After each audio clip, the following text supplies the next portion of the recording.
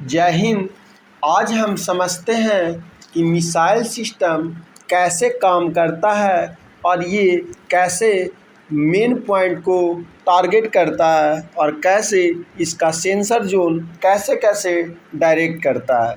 अगर आप इस वीडियो में बने रहना चाहते हैं तो पहले चैनल को लाइक शेयर एंड सब्सक्राइब करें ताकि हमें भी आगे वीडियो बनाने का मौका मिले और आप भी नए नए टेक्नोलॉजी के बारे में जान सकें। आइए समझते हैं। मिसाइल को रॉकेट इंजन से चलने वाली हथियारों के तौर पर जाना जाता है।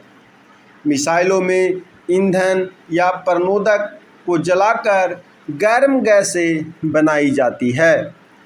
इन गर्म गैसों को मिसाइल के पीछे लगे नोजल से बाहर निकाला जाता है। इससे मिसाइल के आधार पर जोर पैदा होता है जिससे यह ऊपर की ओर उठती है। मिसाइलों को उच्च गति पर और बहुत ही सटीकता से विस्फोटक वारहेड तक पहुंचाने के लिए डिज़ाइन किया जाता है। मिसाइलों की रेंज कुछ 100 फीट से लेकर कई हज़ार मील तक हो सकती है। मिसाइलों के मार्गदर्शन और होमिंग सिस्टम को सक्रिय, अर्ध सक्रिय और निष्क्रिय में बांटा गया। सक्रिय होमिंग सिस्टम मिसाइल लक्ष्य को रोशन करने के लिए विकिरण भेजती है और परावर्तित ऊर्जा से लक्ष्य की ओर जाती है।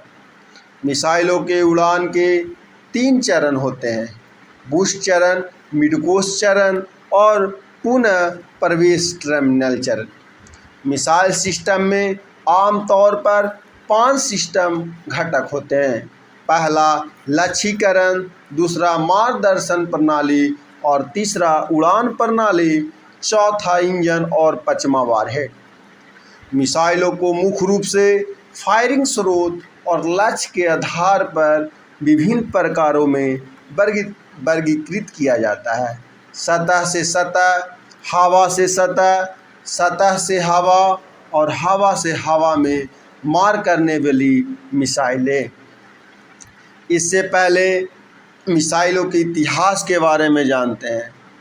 रॉकेट आधुनिक मिसाइल के अग्रदूत थे और रॉकेट का इस्तेमाल तीरों के लिए प्रणोदन प्रणाली के रूप में चीन में 10वीं शताब्दी की शुरुआत में किया गया।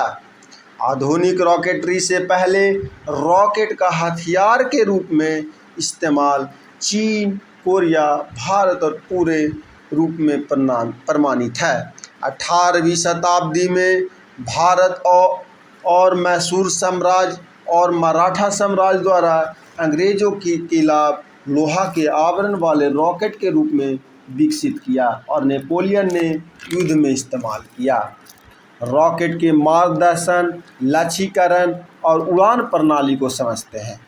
एक मिसाइल को अक्सर एक मार्गदर्शन प्रणाली द्वारा निर्देशित किया जाता है। हालांकि ऐसे मिसाइल भी होते हैं जो उड़ान के कुछ चरणों के दौरान बिना मार्गदर्शन वाली होती है। मिसाइल को उसके इच्छित लक्ष्य तक पहुंचाने के तरीके से है। प्रभावी मार्गदर्शन महत्वपूर्ण है क्योंकि लक्ष्य की स्थिति तक सही और सटीक रूप से पहुंचाना महत्वपूर्ण चरणों में है। लक्ष्य को ट्रैक करना, फिर दोबारा ट्रैकिंग जानकारी का उपयोग करके दिशाओं की गणना करना। तीसरा, गणना किए गए इनपुट को स्टीयरिंग नियंत्रण में बताना और मोटर पर या उड़ान सतह पर बताकर मिसाइल चलाना। इससे पहले हम मिसाइल में इंजन के बारे में समझते हैं। मिसाइल के इंजन में जो वारहेड लगा होता है, जो थुथुर पे होता है, उसी को वारहेड कहते हैं। मिसाइलों को प्रणोदक द्वारा संचालित किया जाता है जो जोर पैदा करने के लिए जलाए इन प्रणोदक और ईंधन ऑक्सीडाइज होते हैं। हाइब्रिड प्रणाली तरल ऑक्सीडाइजर के साथ ठोस रॉकेट ईंधन का उपयोग किया जाता है। आइए समझते हैं कि मिसाइल में वारहेड का काम क्या है। मिसाइलों में एक या एक से अधिक विस्फोटक वारहेड होते हैं। हालांकि अन्य हथियार प्रकारों का भी उपयोग किया जा सकता है। मिसाइल के वारहेड इसकी प्राथमिक विनाशकारी शक्ति प्रदान करते हैं, जो हथियार की गतिज ऊर्जा और अप्रयुक्त ईंधन द्वितीयक विनाश का कारण बन सकता है।